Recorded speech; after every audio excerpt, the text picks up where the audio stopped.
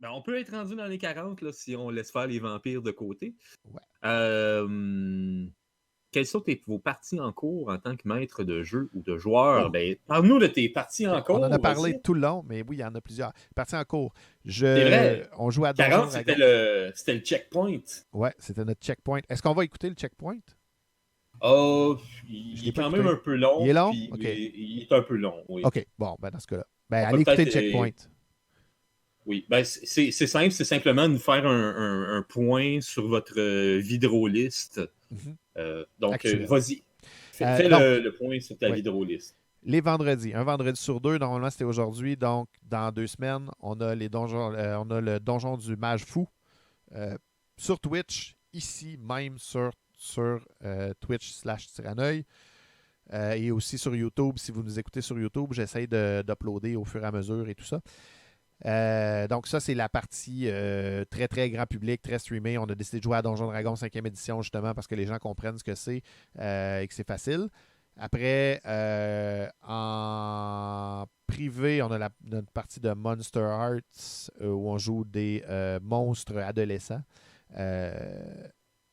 Je joue aussi à Dungeon World avec Pilule Rouge en public sur les aventureux, justement, où on joue une partie où je joue un immolateur, entre autres, et on joue la prémisse de Christophe, c'est de mettre de l'avant déjà, dans le fond, déjà en partant avant qu'on fasse nos personnages, il nous a dit il y aura un Big Bad, il y aura cette armée des morts qui vont envahir le monde.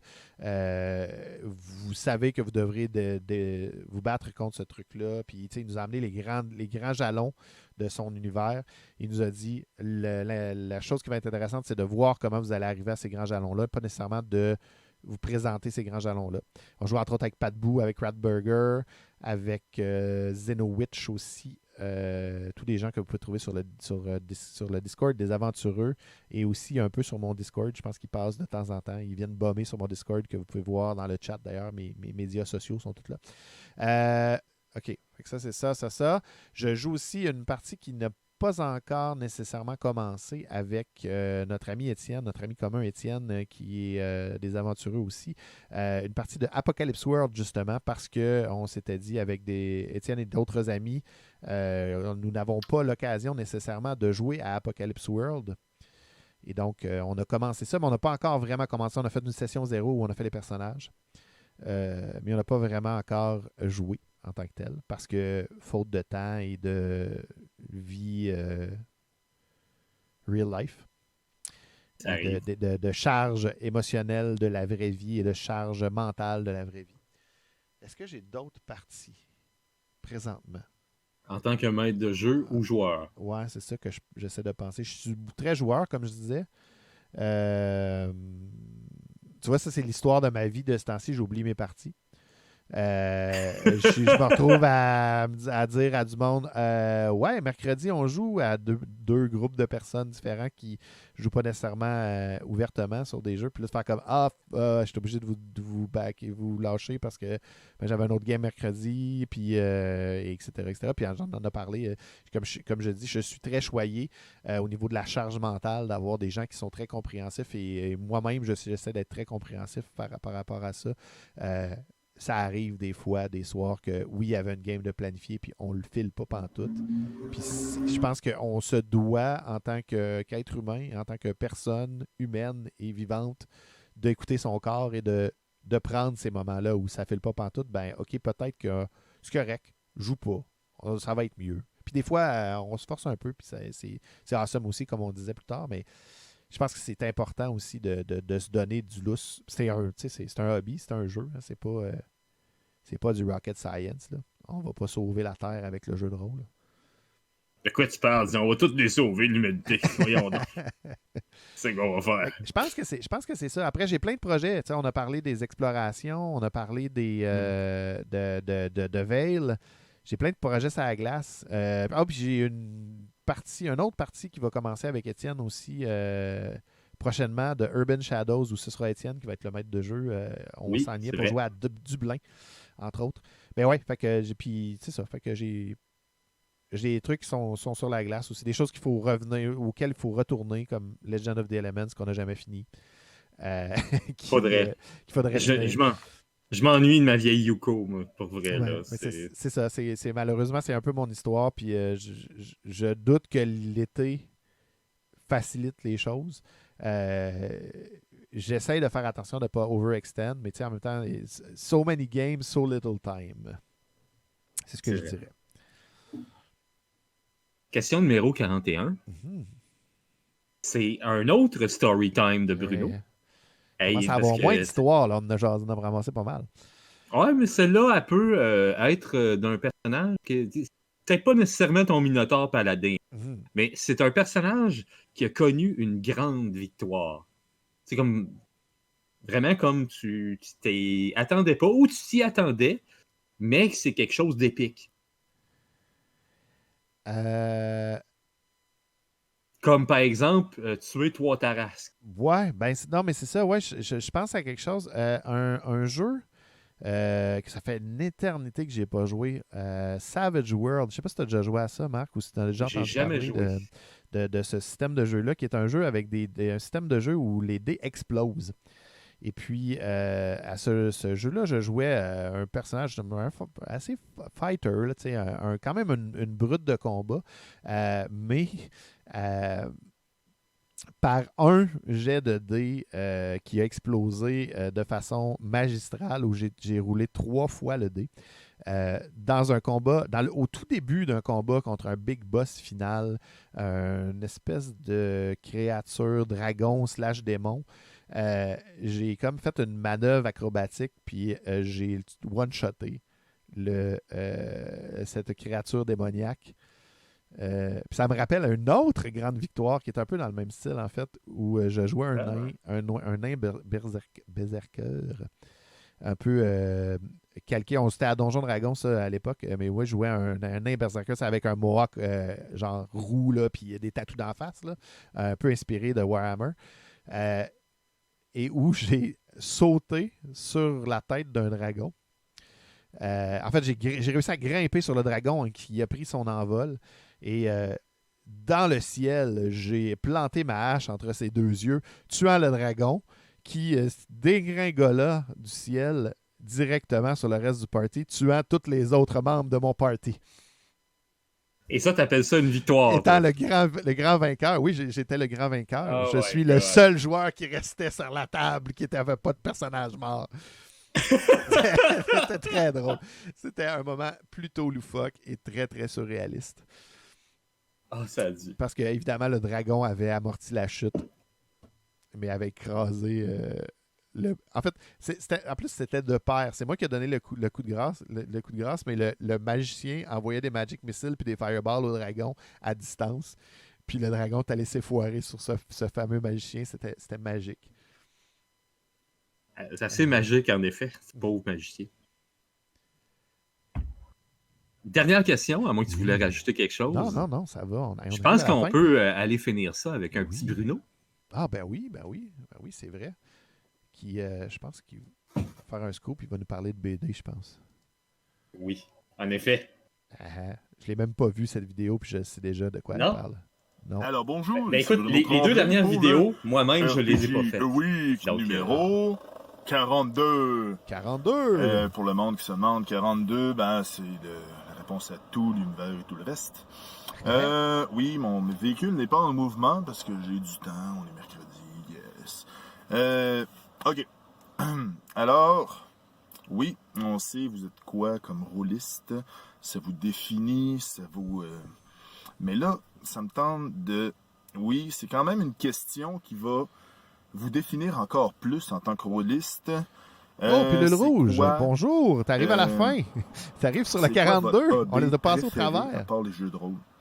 Il y a les jeux de rôle, tu sais, il y a du monde qui aime la musique, tu sais, c'est comme son fervent de musique, connaissent tous les groupes par cœur, il y a du monde, c'est ça. Moi, personnellement, j'ai des films, mais j'ai aussi des bandes dessinées, autant les bandes dessinées québécoises que les bandes dessinées européennes. J'en ai quelques-unes aussi américaines, mais j'en ai pas à côté sur moi. Alors, ça fait ça. Moi, je dirais que ça me sert en tant que inspiration. Oui, mon setup il est en train de décoller, il fait trop chaud. Ouvrir la fenêtre, c'est assez intense. Ah, j'ai hâte à la fin de l'été. Ouf. Non, c'est pas vrai. Ouais, il y a ça aussi, tu sais, c'est comme, je m'en sers beaucoup comme idée. Il y a des bandes dessinées qu'ils m'ont servi pour masque. Il y a des bandes dessinées, oui. Non, c'est pas vrai. Je modifie tellement, Allô? je m'inspire d'eux, puis ça fait la job. Il y a personne qui s'en rend Ça compte, va, Marc? c'est super. Oui. Il y a des... Allô. Ça me sert des fois comme Bonjour, personnage. Christophe. Je veux, disons, Et tel coucou. type de personnage, puis Oui. ça m'aide aussi un peu là-dessus. Comment ça va bien? Ça va Ça bien. fait des On est en train d'écouter années Bruno. que Oui, j'achète je vois ça. des D'ailleurs, je vais bandes vous dessinées, autant dans l'usager que vous dans repartager. que dans le neuf. Il y a les Spirou, je les ai presque tous. Les Valérians, agents spéciaux temporels. Ouais, la J'ai vidéo de Bruno presque tous, mais en plusieurs dans le Discord. éditions. Ça n'existe pas beaucoup dans l'usager. Bienvenue derrière les coulisses.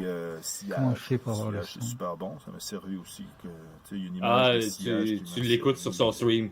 Ah, Ça- d'accord, ça- désolé. ça- Je pensais que ça fonctionnait quand même. Non, ça ne fonctionnait pas Qui du se tout, passait mais je te avant l'ai dans pas le dit. jeu. On écoute, j'étais- on écoute 0 puis une barre Bruno présentement. Je veux dire, l'agent. Mais, oui. Le personnage principal de Sillage. D'accord. Sillage. Il y a une image, c'est ça qui m'a servi pour les sommeurs dans Masque. Il y a. Tu sais, je veux dire, j'ai plein de bandes dessinées, plus. Les européennes, des fois, c'est comme les métabarons, j'ai ça. C'est bon, c'est les métabarons. J'en ai beaucoup, c'est le fun. C'est pour ça que je vous demande, vous, c'est quoi votre hobby préféré? Pas Ouais. les jeux de rôle, parce que les jeux de rôle, ça gère votre vie. Mais je suis sûr que vous avez autre chose que vous faites.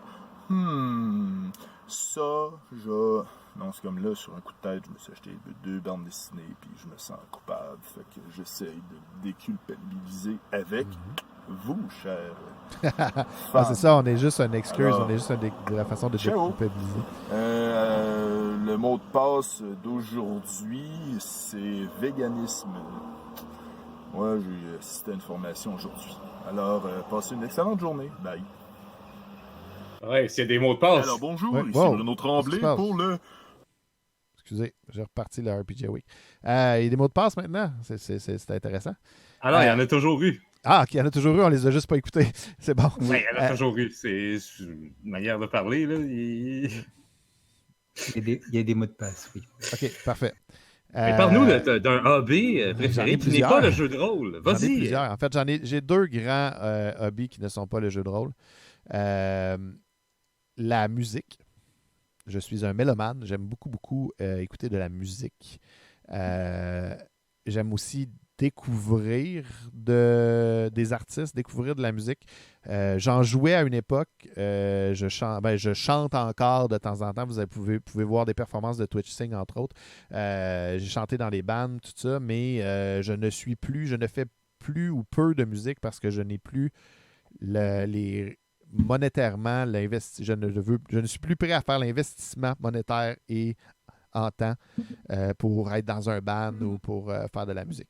Fait que, mais je suis encore j'adore écouter des...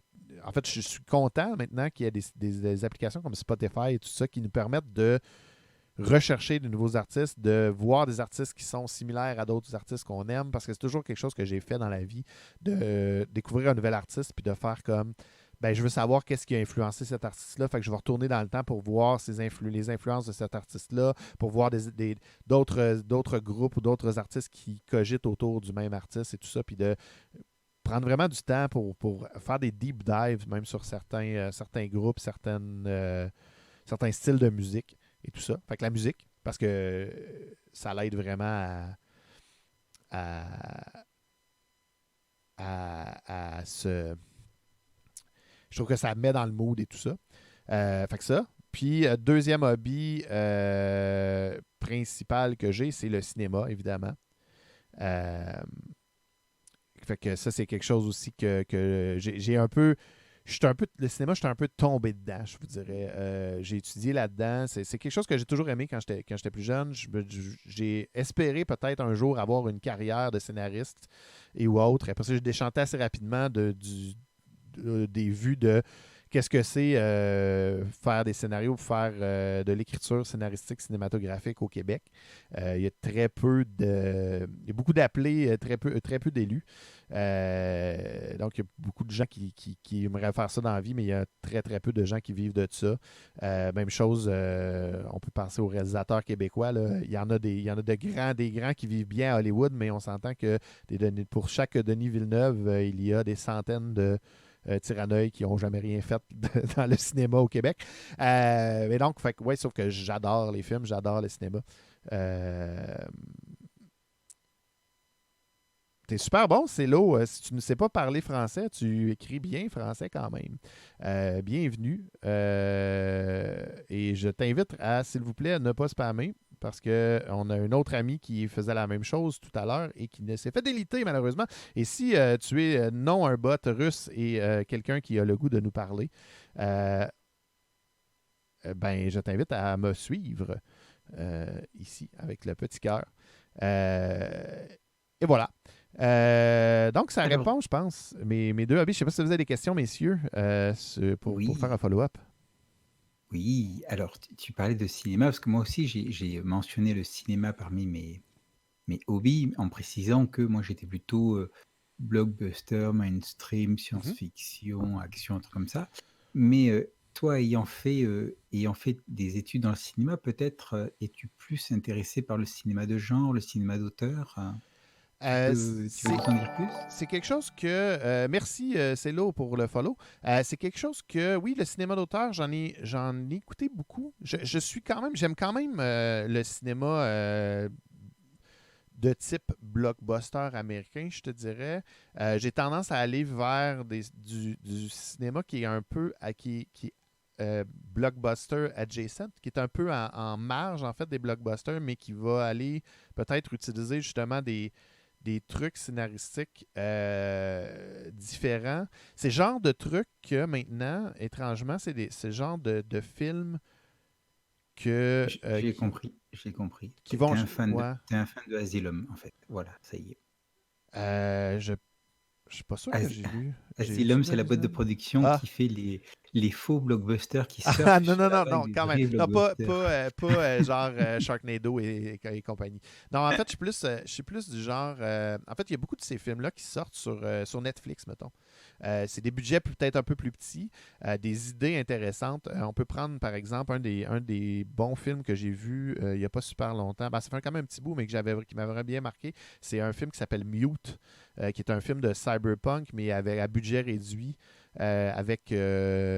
entre autres comme acteur principal Alexander Skarsgård, qui joue dans True Blood, en fait, le vampire blond dans True Blood. Je ne sais pas si ça vous allume qui est ce personnage-là. Donc, ouais, où il joue dans Mute, il joue un personnage qui est muet. Pour une raison qu'on découvre au cours du truc, mais qui tombe en amour avec... c'est vraiment un truc de tranche de vie cyberpunk. Là. C'est dans un truc de l'Europe de l'Est. C'est vraiment intéressant. C'est difficile d'expliquer sans donner les prémices. Mais oui. Fait que dans le cinéma, j'aime le cinéma, mais j'aime aussi en fait, je retrouve ce que j'aimais du cinéma dans les séries télé. Maintenant, les séries télé à grand déploiement vont souvent utiliser les techniques que j'aime du cinéma à l'époque où j'ai étudié en cinéma, vont souvent être plus créatifs dans la façon dont ils vont présenter les choses. On peut prendre, par exemple, une autre série que j'ai adorée, que je dois d'ailleurs terminer la 2e saison, qui est encore un truc sur Netflix qui s'appelle DOA. Fait que le OA, qui utilise... qui est super intéressante, que j'aimerais éventuellement à un moment donné analyser, mais qui est super, qui amène des éléments super intéressants, un peu mystiques, un peu étranges. On comprend pas tout de suite. Il y a une ambiance un peu... Je suis le genre de gars qui aime beaucoup Twin Peaks, mettons. J'ai pas vu la dernière saison, mais je suis le genre de gars qui aime beaucoup des trucs où c'est peut-être pas accessible au premier niveau. Où je crois beaucoup à la symbolique à travers les films. Fait que c'est peut-être là que mon cinéma de genre est triggered, je te dirais. De toute façon, au cinéma, les hiboux ne sont pas ce que l'on pense. Mais Effectivement. pour The OA, oui, j'ai vu la première saison, je l'ai trouvée super. Par contre, j'ai peur de la deuxième saison parce que la première se terminait quand même sur un gros doute, une grosse ouverture à l'interprétation. Et ça, c'est très bon. Parce que quelque part, enfin, moi, en tant que spectateur, j'ai accepté que je n'ai pas forcément de réponse et que ce soit à moi de me forger une conviction. J'ai apprécié ce cinéma, enfin en tout cas ce récit qui te tient jusqu'au bout et qui à la fin ne te donne pas voilà, te donne pas la réponse forcément. Ouais. Et j'ai peur que la deuxième saison en fait gâche un petit peu ce sentiment que j'avais eu. Ben, c'est quelque chose que j'aime beaucoup, moi aussi. Quand on a à se faire sa propre interprétation, un des films qui est assez haut dans ma liste de films préférés, c'est Inception, qui a un peu ce même genre de truc-là. Moi, j'ai eu une expérience très, très, très spéciale avec Inception, je vous dirais. Puis, on va faire un dernier story time à la fin. Dans le fond, j'étais allé voir Inception, j'avais pas vu aucune bande-annonce. J'avais aucune idée c'était quoi le film la première fois que je l'ai vu. Je restais en Ontario à cette époque-là et j'étais très loin de ma famille, de mes amis à moi. Je vivais avec une ancienne copine donc je vivais dans sa vie à elle. C'était au moment où on a eu peut-être une des premières chicanes qui a terminé cette relation-là. Je me trouvais extrêmement seul en Ontario et extrêmement loin de tout. Fait que j'avais dit, je vais aller reconnecter avec une passion que j'ai. Je vais aller au cinéma. Je ne sais même pas c'est quoi le film que je vais voir. Je vais au cinéma juste pour aller au cinéma, juste pour être dans une salle noire, puis qu'il y ait quelque chose qui soit projeté sur l'écran, puis je peux comme juste pas penser à ma vie pendant 30 secondes. Puis je suis rentré en IMAX sur Inception. Comme quoi, il y a une partie d'un film, mais il y a une partie d'un film qui est la circonstance dans laquelle on le vit. Et la même chose avec la musique, souvent, il y a quelque chose qui est circonstanciel autour de l'expérience. Cette expérience-là avec Inception a été assez... ça m'a complètement jeté à terre. C'est quelque chose de nouveau. On n'avait comme pas nécessairement vu ça. C'était pas un remake. En plus, quand Inception est sorti, on était dans cette espèce de phobie, cette espèce de problème de genre tout est un remake de tout. Là. On était parti dans cette vague-là. Je pense qu'on arrive vers la fin de cette vague-là présentement en cinéma. Là. Il reste quelques histoires. J'espère qu'il reste quelques histoires je l'espère, originales. En fait. Fait que Inception m'avait vraiment scié les jambes. Là. Puis c'est ce que j'aime en fait du cinéma. Puis j'aime ça. De ce temps-ci, ce que je fais, c'est quand je vais au cinéma avec mon. J'y vais moins souvent que j'y allais. Mais j'y vais avec mon beau-père. Puis, tu sais, lui aussi, il trippe pas mal. Fait que on peut partager cette émotion-là. Mais je suis souvent allé au cinéma tout seul. Et j'adore aller au cinéma tout seul pour juste m'asseoir dans une salle noire. C'est une expérience qui est très, très personnelle pour moi, le cinéma. Le cinéma grand écran, là. Fait que c'est ça. Ça répond aux questions. Christophe, t'es arrivé vers la fin. C'est dommage. Oui. Mais, bon, après, c'était tes réponses aux questions. Je veux dire, Marc et moi avions déjà répondu, donc c'était les spotlights étaient sur toi. Puis là, moi, il me reste juste les deux dernières. Ouais. Mais, je suis vraiment content d'être à jour. Fait que je peux vous dire que moi, je suis à jour. Fait que c'est à vous autres à vous arranger. Non. Christophe est à jour aussi, c'est juste moi. Ouais, c'est ça. Ça y est. Fait que là, je vais attendre qu'il y en ait un autre 42 avant de refaire une autre vidéo sur RPG.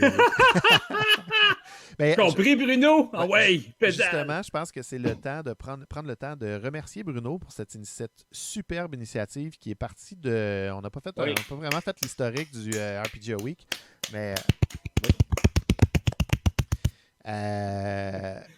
Je remercie énormément Bruno d'avoir parti ça parce que dans le fond, c'est cette initiative-là du RPG Week est partie du RPG A Day qui, pendant le mois d'août, demande de faire une vidéo à YouTubers et autres, de répondre à une question, soit en vidéo, soit dans un billet de blog.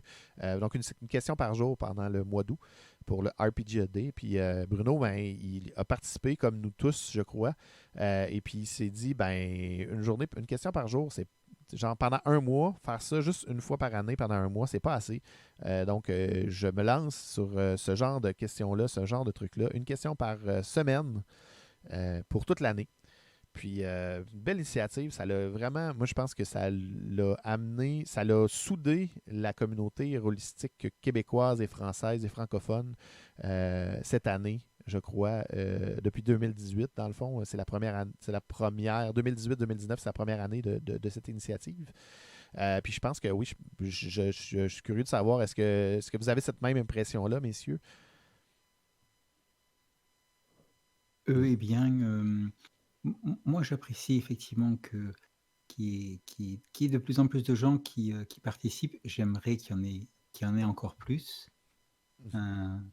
Il y a plein de youtubeurs francophones et par rapport à cette quantité, je trouve dommage qu'il n'y en ait pas plus qui participent au RPG A Week. Mais bon, qui sait, ça va arriver. Pour l'instant, ça reste un petit peu entre nous. Alors, il y en a d'autres qui arrivent petit à petit. D'ailleurs, il y en a un qui est en train d'en sortir là. C'est Jean. Ah, j'arrive pas à retenir son nom. Voyons voir. Je vais le retrouver. Ça s'en vient, Christophe, tu vas l'avoir. Tu vas l'avoir.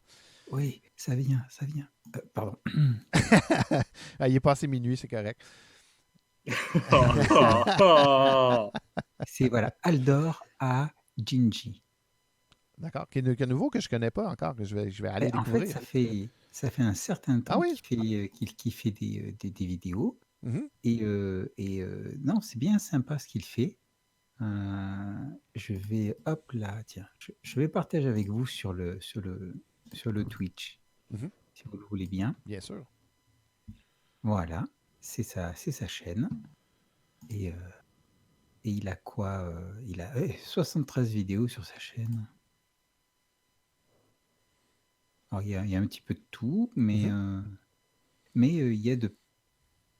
il y a pas mal de vidéos de jeux de rôle depuis un certain temps. Cool. Et il participe au RPG A Week. Et puis, je viens de réaliser que il me manquait un élément. Hein. J'ai oublié de parler d'un élément sur la question 42. Je suis le maître des nombreux hobbies. Je suis aussi un joueur de jeux vidéo. Hein. On est quand même sur ma chaîne Twitch de Tyranneuil, joueur de jeux vidéo. Le genre de jeux vidéo que j'aime, c'est surtout les jeux, vous ne serez pas surpris, jeux vidéo narratifs, jeux vidéo où on découvre une histoire. L'autre soir, on a joué d'ailleurs littéralement à un film. On a joué à Late Shift. Vous pouvez le voir dans les VODs, je pense qu'il est encore là, où on a littéralement joué un film, puis après ça, on a parlé de film.